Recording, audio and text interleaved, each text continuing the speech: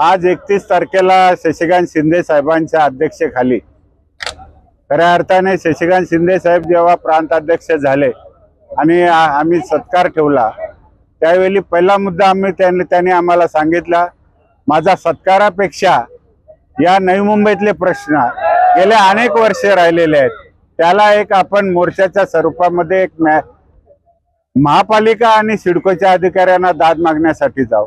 आणि आज चर्चा होत असताना ज्या नोटिसा आल्यात जे LIG मधील भूधारकांना, त्याच्याबद्दल महापालिकेच्या अधिकाऱ्याने सांगितले की त्याच्यावर आम्ही सर्वे करू आणि सर्वेनुसार आम्ही त्यांना एक सजेस्ट केला, ज्याप्रमाणे नवी मुंबईमध्ये जे डेव्हलप होतोय सिटी त्यांना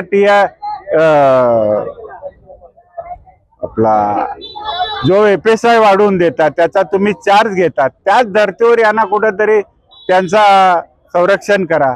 आणि त्याच्यावर आम्हाला चांगला प्रतिसाद मिळाला आणि खरोखरच आज म्हणजे सिडकोमध्ये गेल्यानंतर सुद्धा त्यांनी प्रकरग्रस्तांचा विषय हा शासना दरबारी आहे, त्याच्यावर लवकरच काही बदल होईल आणि या भूमिपुत्रांना खऱ्या अर्थाने न्याय भेटेल। दुसरा मुद्दा होता की आज समोरच एअरपोर्ट आहे, महापालिका आहे आणि सिडको आहे, याच्यामध्ये आमच्याकडे जे स्थानिक प्रकरग्रस्त आहेत, आता सर्व ग्रॅज्युएट आणि ज्याप्रमाणे शिक्षण पाहिजे त्याप्रमाणे शिक्षण झालेलं आहे, त्यांनी सांगितलं आम्ही एक कार्यशाळा ओपन करतो आणि त्यांना ट्रेनिंग देण्याचं काम करतो।